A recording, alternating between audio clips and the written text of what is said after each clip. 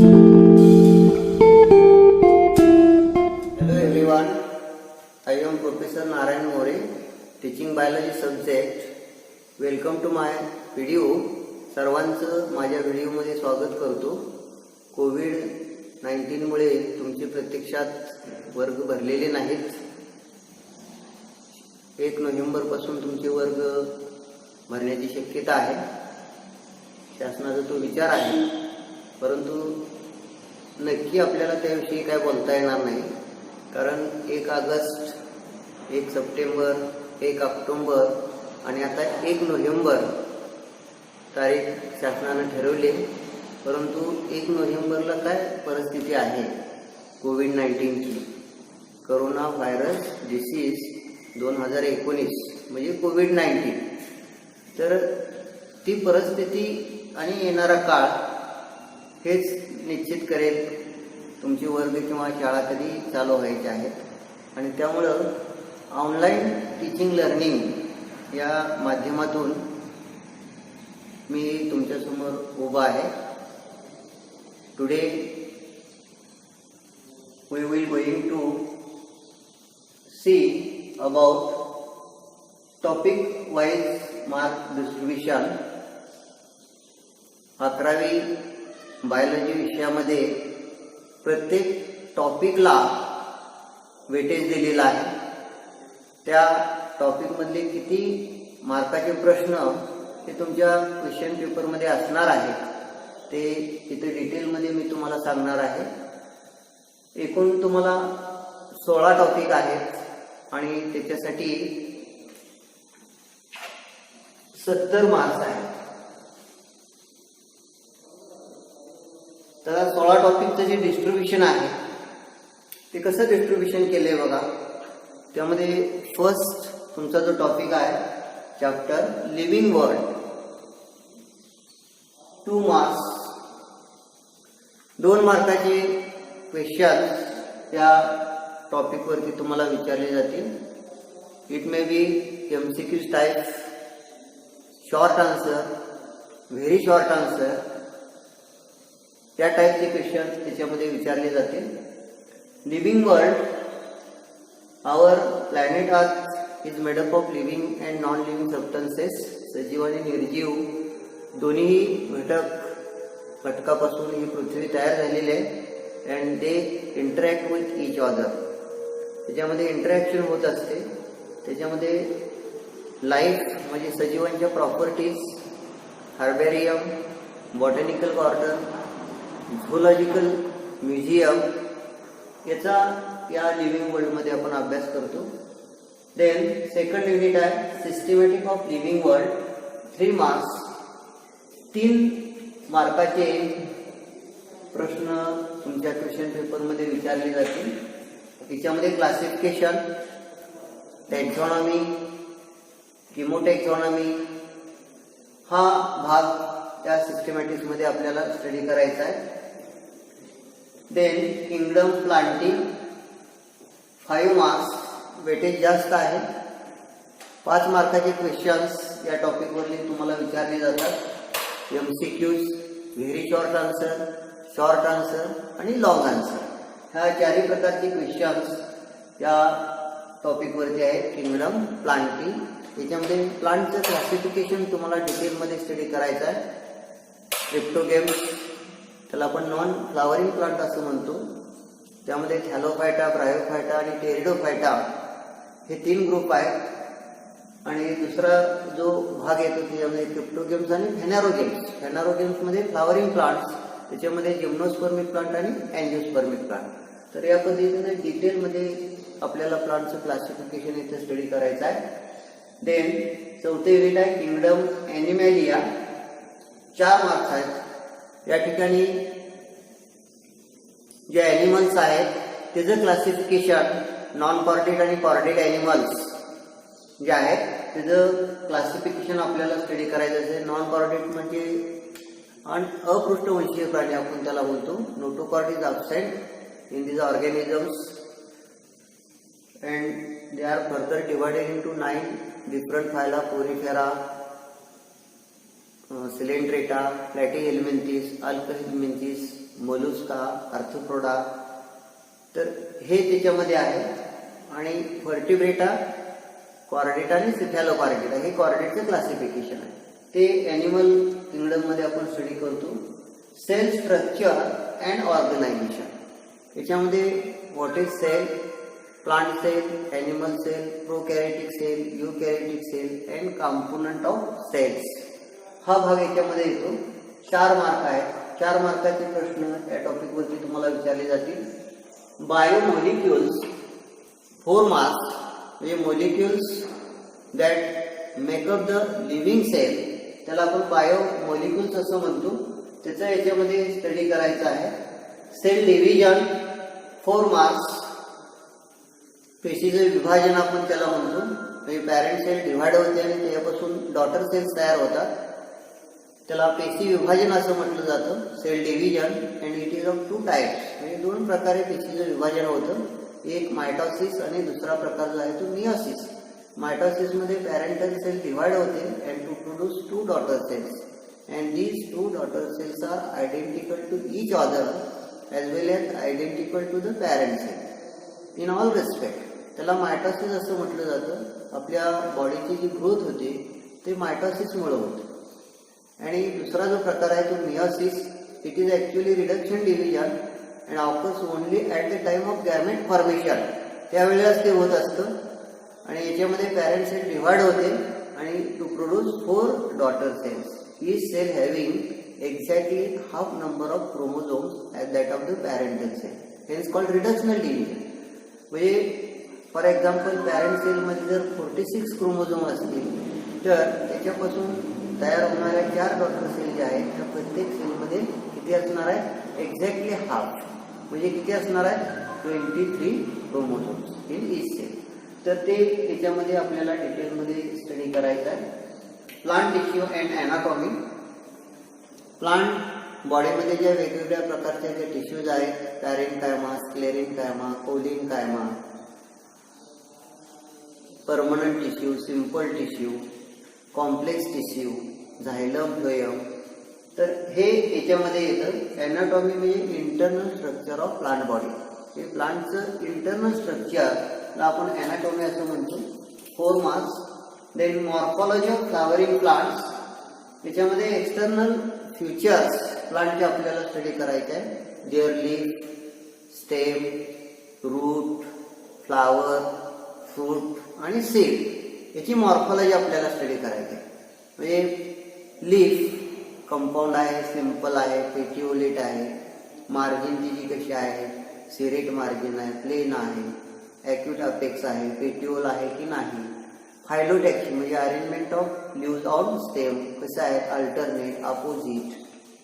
तर या पद्धतीनं आपल्याला डिटेल त्याचा स्टडी करायचा असतो मॉर्फॉलॉजीमध्ये. फ्लावर कंप्लीट आहे, इनकम्प्लीट आहे, ॲक्टिनोमार्फिक, झायगोमार्फिक, हायपोगायनस, लिपिगायनस, सेसाइल, पेडिसिलेट, या पद्धतीनं. स्टेम असेल तर ब्रांचड, अनब्रांचड, रूट असेल तर टॅपरूट आहे की ॲडव्हान्टेजियस रूट आहे. तर हे पूर्ण मॉर्फॉलॉजीमध्ये आपण त्याचा स्टडी करतो. 7 मार्क आहेत. टॉपिक ही मोठा आहे आणि त्याला वेटेज सुद्धा त्या प्रमाणात दिलेला आहे. सर्व प्रकारचे प्रश्न, क्वेश्चन्स या टॉपिकवरती विचारले जातात. MCQs म्हणजे रिकाम्या जागा भरा आपण त्याला म्हणतो. Very short answer questions, there answer completed within 1 sentence only. Short answer completed within 4 to 6 sentence, and long answer, their answer completed within 8 to 14 sentence, त्याला लॉंग आन्सर म्हटलं जातं. तर हे सर्व प्रकारचे क्वेश्चन्स या टॉपिकवरती विचारले जातात. ॲनिमल टिश्यू, ॲनिमल मधले ज्या टिश्यूज आहेत, कनेक्टिव्ह टिश्यूज, इपिथेलियल टिश्यूज, तर याचा त्याच्यामध्ये अभ्यास केला जातो. 4 मार्क्स आहेत. Then study of animal type. एक एक्झाम्पल घेतलेला ॲनिमल टाईप कॉक्रोच. कॉक्रोचची morphology, male cockroach, female cockroach, हे sexes are separate. Male cockroach वेगळा असतो, फिमेल वेगळा असतो. तो कसा ओळखायचा, मेल कोणता आहे, फिमेल कोणता आहे. त्याचं external characteristic, digestive system, respiratory system, reproductive system, nervous system. तर हे सर्व टाईप स्टडीमध्ये येतं आपल्याला. कॉक्रोचचं एक्झाम्पल आहे. 4 मार्क्स. फोटोसिंथेसिस हे फिजिओलॉजिकल प्रोसेस आहे. याच्यामध्ये only green plants prepare their own food material by using inorganic compounds like CO2 and water with the help of solar energy असं आपण त्याला म्हणतो. And it is eco friendly process. In this process pollution is nil. काय केलं जातं बघा या प्रोसेसमध्ये? ॲटमॉस्फिअर मधलं जे मेन कंपोनंट आहे, पोल्युटंट आहे CO2, हा अब्सॉर्ब केला जातो. CO2 आणि वॉटर याच्या मदतीनं प्लांट ग्लुकोज तयार करतात. आणि हे करत असताना जेवढे CO2 चे मोलिक्युल ॲटमॉस्फिअर मधून अब्सॉर्ब केलेले आहेत तेवढेच मोलिक्युल, ऑक्सिजनचे मोलिक्युल ॲटमॉस्फिअर मध्ये रिलीज केले जातात. It means photosynthesis purify the air and minimise the air pollution. तर ही एवढी सुंदर प्रोसेस आहे. जे CO2 हा जो मेन पोल्युटंट आहे which is responsible for global warming. Global वॉर्मिंगसाठी 60% CO2 हा कारणीभूत असतो आणि तो अब्सॉर्ब केला जातो. Then respiration and energy transfer हा युनिट आहे. रेस्पिरेशन मध्ये एनर्जी जनरेटिंग प्रोसेस आहे. जे फोटोसिंथेसिस मध्ये जे ग्लुकोज तयार होतं किंवा आपण ॲनिमल्स जे आहार घेतात, कार्बोहायड्रेट्स, प्रोटीन आणि फॅट, हे कॉम्प्लेक्स ऑर्गॅनिक कंपाऊंड आहे. त्याचं ऑक्सिडेशन होतं, ते ब्रेकडाऊन होतात and with the release of energy with the help of oxygen. म्हणून त्याला एनर्जी जनरेटिंग प्रोसेस असं म्हटलेलं आहे. ATPच्या फॉर्ममध्ये एनर्जी स्टोअर केली जाते. ATPला एनर्जी करन्सी किंवा इन्स्टंट फॉर्म ऑफ एनर्जी असं म्हटलं जातं. हे आपण जे अन्न घेतो, पर्टिक्युलरली जे अन्नामध्ये तुमच्या आहारातून जे कार्बोहायड्रेट तुमच्या बॉडीमध्ये जातं त्याचं डायजेशन होतं. त्याचं सिंपल फॉर्ममध्ये ग्लुकोजमध्ये रूपांतर होतं. ग्लुकोज हे ब्लडमध्ये शोषलं जातं आणि ब्लडमधून ते पेशीमध्ये जातं.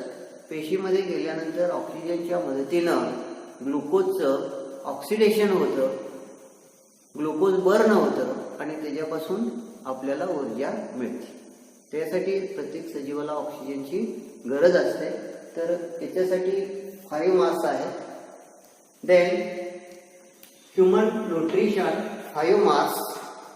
5 मार्कासाठी हे युनिट आहे. न्यूट्रिशन म्हणजे injection, subsequent their digestion, absorption, assimilation and egestion of food, collectively known as nutrition. हे याच्यामध्ये आपल्याला शिकायचं आहे. यासाठी आपल्या बॉडीमध्ये एक सिस्टीम कार्यरत आहे, डायजेस्टिव्ह सिस्टीम. त्याच्या ऑर्गन्स, माल न्यूट्रिशन, प्रोटीन कॅलरीज डिफिशियन्सी. इंडियामध्ये प्रोटीन कॅलरीज डिफिशियन्सी आहे का तर दरडोई उत्पन्न आपलं जे आहे ते इंडियाचं कमी आहे. आणि प्रोटीनचे जे सोर्सेस आहेत, एग्स, मीट, चिकन, फिशेस आणि all pulses are the sources of proteins. आणि प्रोटीन हे बॉडी बिल्डिंग सबस्टन्स असतो आणि त्यामुळे आपल्या आहारामध्ये प्रोटीनची आवश्यकता महत्त्वाची आहे. आणि तेच आपल्या इंडियन लोकांना मिळत नाही. याचं कारण काय? दरडोई उत्पन्न आपलं कमी आहे आणि प्रोटीनचे जे सोर्सेस आहेत ते कॉस्टली आहेत आणि त्यामुळे cannot purchase in appropriate quantity by common man. म्हणजे फॉर एक्झाम्पल आपल्याला 2 लिटर दूध पाहिजे, आपण 1 लिटरच घेतो. आणि त्यामुळे प्रोटीनची जी आपली जी डिमांड आहे प्रोटीनचं शरीराचं, ते आपण पूर्ण करू शकत नाही. Then excretion and osmoregulation 5 marks. Excretion म्हणजे removal of nitrogenous metabolic waste outside the body. म्हणजे आपल्या शरीराला जे नको आहे ते शरीर बॉडीच्या बाहेर टाकून देतं, त्याला एक्सक्रीशन असं म्हटलं जातं. आणि त्यासाठी सुद्धा आपल्या बॉडीमध्ये एक सिस्टीम कार्यरत आहे, त्याला एक्सक्रिटरी सिस्टीम असं आपण त्याला म्हणतो. It includes pair of kidneys, ureters, single urinary bladder आणि युरेथ्रा हे ऑर्गन त्याच्यामध्ये येतात. आस्मा रेग्युलेशन म्हणजे काय असतं तर maintaining salt and water balance of the body. आपल्या बॉडीमधलं सॉल्टचं आणि पाण्याचं प्रमाण कॉन्स्टंट ठेवलं जातं बाय किंवा with the help of kidney. तर kidney responsible for osmoregulation. 5 marks आहेत. Then skeleton and movements 5 marks. Skeleton म्हणजे rigid framework. Around the body असेल तर एक्झोस्केलेटन म्हणायचं आणि विदिन द बॉडी असेल तर इंडोस्केलेटन. पर्टिक्युलरली तुम्हाला ह्युमन स्केलेटनचा स्टडी करायचा आहे. Human being have an endoskeleton means the rigid framework present within the body and it is made up of 206 bones of different size and shapes. All these bones are articulated with each other and to form different joints and these joints responsible for movement of body parts. बघा माझ्या हाताची movement होते to and fro movement त्याला म्हटलं जातं. 180 मध्ये होतं due to elbow joint. हे कोपरामध्ये जे जॉईंट आहे त्याला काय म्हणतो आपण elbow. To and fro movement 180 degree मध्ये होते. तर various joints present in our body their working types आणि body movements. For example locomotion म्हणजे displacement of organism from one place to another place. एका ठिकाणाहून दुसऱ्या ठिकाणी ऑर्गॅनिझम जातो त्याला आपण लोकोमोशन असं म्हणतो आणि ते जॉईंटमुळे पॉसिबल आहे. तर त्याच्यासाठी सुद्धा 5 मार्क्स आहेत. Total 16 topics for 70 marks. For theory papers म्हणजे थेरी पेपरसाठी हे तुम्हाला 70 मार्क आहेत आणि प्रॅक्टिकल 30 मार्क्स असे हे 100 मार्क्स असतात ॲन्युअल एक्झामसाठी. आता तुमचं जे वार्षिक मूल्यमापन जे आहे वर्षभरामध्ये तुमचं इव्हॅल्युएशन जे आहे ते कशा पद्धतीने केलं जातं ते ब्रीफमध्ये मी तुम्हाला सांगतो. युनिट टेस्ट असते. युनिट टेस्ट फर्स्ट 25 मार्क्स आहेत त्याच्यामध्ये. सर्वसाधारणपणे प्रथम सत्राच्या मध्यभागी ही परीक्षा आपण घेतो. मिड टर्म टेस्ट त्याला म्हटलं जातं. देन टर्मिनल एक्झाम म्हणजे सामायिक परीक्षा हे फर्स्ट टर्मच्या शेवटी म्हणजे प्रथम सत्राच्या शेवटी घेतली जाते फॉर 50 मार्क्स आणि ह्या सामायिक परीक्षेला 50 मार्क आहेत.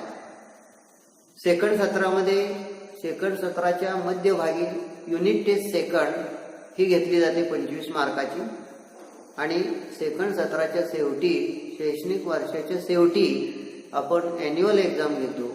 त्याच्यासाठी थेअरीसाठी 70 मार्क असतात आणि प्रॅक्टिकलला 30 मार्क असतात. अशी वार्षिक परीक्षा तुमची 100 मार्काची असते. सामायिक 50 आणि 2 टेस्ट 50 असे एकूण 200 मार्कचं इव्हॅल्युएशन वर्षभरामध्ये तुमचं 11वीला केलं जातं. 200 पैकी समजा तुम्हाला जर 100 मार्क्स मिळाले तर 100 पैकी 50 या पद्धतीने त्याचं कन्व्हर्जन केलं जातं.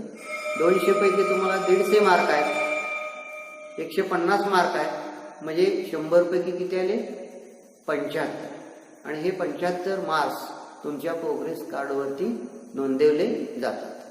तर प्रत्येक टॉपिकचं वेटेज किती मार्काचे प्रश्न हे तुमच्या क्वेश्चन पेपरमध्ये असणार आहे ते मी तुम्हाला ब्रीफमध्ये सांगितलेलं आहे.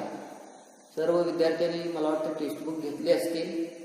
काय थोडेफार विद्यार्थी राहिले असेल तर त्या प्रत्येकाने टेक्स्टबुक घ्यायचं आहे. कारण टेक्स्टबुक हेच तुमचं युनिव्हर्सल आहे, आयडियल आहे. बाजारामध्ये वेगवेगळ्या प्रकारच्या नोट्स उपलब्ध असतात. त्या नोट्स आपण वाचायच्या नाहीत. टेक्स्टबुकमधलं कंटेंट फार महत्त्वाचं आहे. 12वी नंतर तुम्ही MST CET नीट ह्या एक्झामला बरेचसे विद्यार्थी बसतात आणि त्यावेळेला हे कंटेंट फार महत्त्वाचं असतं. किंवा बोर्ड एक्झामला पूर्ण कंटेंट तुमची जी उत्तरपत्रिका आहे त्याच्यामध्ये टेक्स्टबुकमधलं कंटेंट असणंच महत्त्वाचं असतं. तर तुमचं जे मॉडेल आन्सर आहे ते पूर्ण तुमच्या टेक्स्टबुकवरती असते. टेक्स्टबुकमधलेच पॉईंट त्या मॉडेल आन्सरमध्ये ठेवलेले असतात. त्यामुळे बाहेरच्या ज्या नोट्स आहेत त्या आपण वापरायच्या नाहीत. टेक्स्टबुक सर्वांनी घ्या आणि टेक्स्टबुकमध्ये या मार्क्सची नोंद करून ठेवा. प्रत्येक टॉपिकच्या समोर पेन्सिलनं किती मार्क्स आहेत त्या टॉपिकला त्याची नोंद करायची आहे. आणि ज्यावेळी तुमचा टॉपिक आम्ही शिकवतोय त्यावेळेला तुम्ही साईड बाय साईड त्या टॉपिकच्या नोट्स काढायच्या आहेत. कशा नोट्स काढायच्या ते तुम्हाला सांगितलं जाईल आणि मग तुमच्या नोटबुकमध्ये त्या टॉपिकच्या समोर त्याची मार्क्स नोंदवायचे आहेत. ओके, याचं तुम्ही सर्वांनी स्क्रीनशॉट काढून घ्या. हेतू तुमच्याकडे राहील. मी थोडंसं कडेला होतो, तुम्ही स्क्रीनशॉट काढा. तर या व्हिडिओमध्ये आपण टॉपिक वाईज मार्क डिस्ट्रीब्युशन हे पाहिलेलं आहे. आता पुढच्या व्हिडिओमध्ये नेक्स्ट व्हिडिओमध्ये आपण तुमचं जे नेचर ऑफ क्वेश्चन पेपर, तुमची प्रश्नपत्रिका किंवा प्रश्नपत्रिकेचं स्वरूप कशा प्रकारचं असतं ते आपण पाहणार आहोत. ओके, धन्यवाद.